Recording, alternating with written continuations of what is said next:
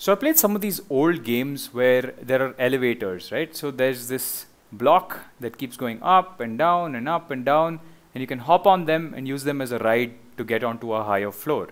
So I'm going to teach you the concept of something called a timeline, and an elevator is the best example of a timeline. Let me start. Let's create a new blueprint class, actor. Let's call this elevator. Right, I'll open this and I'm going to add a simple cube. Right, let's just change the cube a little bit. Yeah, it's good. I'll change the material so you can see it a little better. Okay, this should be good. Now in the event graph, as soon as play begins, let's add a timeline. Add timeline. So the timeline node allows values to be keyframed over time. By keyframed, it means you can take some value and you can change its value based on certain properties. I'll give you an example of what that means by double-clicking this. Right, so I've double-clicked this, and this is the timeline editor. I'm just going to change the length to 4. Let's just use an even length. And I'm going to add a float track. So float track means it's the float data type that I want. Right, and if I zoom out, you can see that it's 4 seconds in length. So at time 1, at time point 0 rather, right-click, add key to curve float. So at time 0, I want the value to be 0.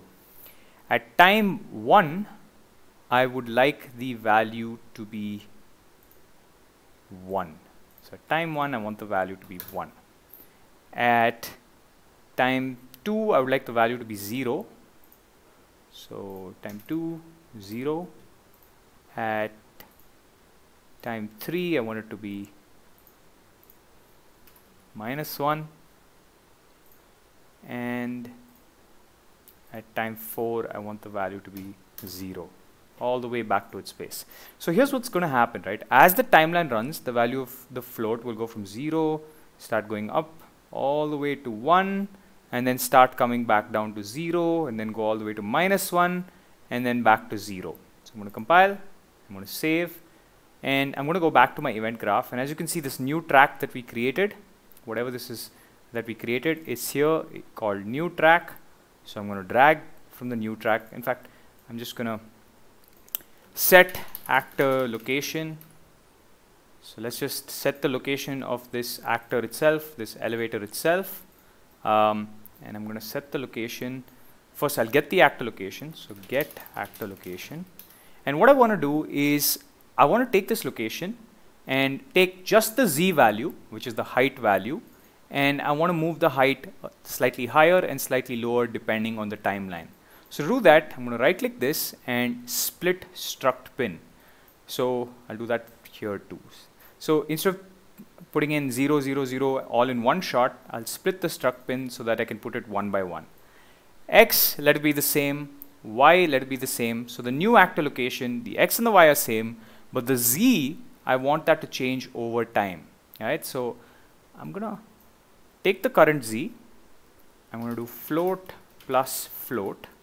Right? Just going to add a float to this. And this one, I'm going to add this new track. So what's going to happen is the Z, in the beginning, it's going to be 0. That's added, and eventually it's going to go up to 1.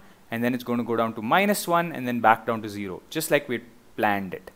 And this final added value, I'm going to plug it into Z. So it's just going to move up and down over time. Now I'm just going to double click the timeline, and I'm going to set this to loop. Compile, save, and if everything goes according to plan, this should have worked flawlessly. Whoops, see?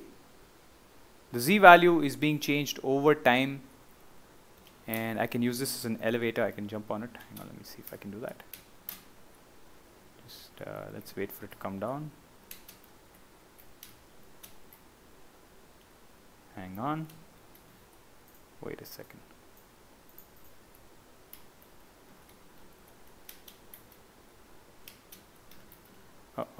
I had it. See? How cool is that? So we've managed to make a nice little elevator which we can use. Alright guys, catch you on the next one.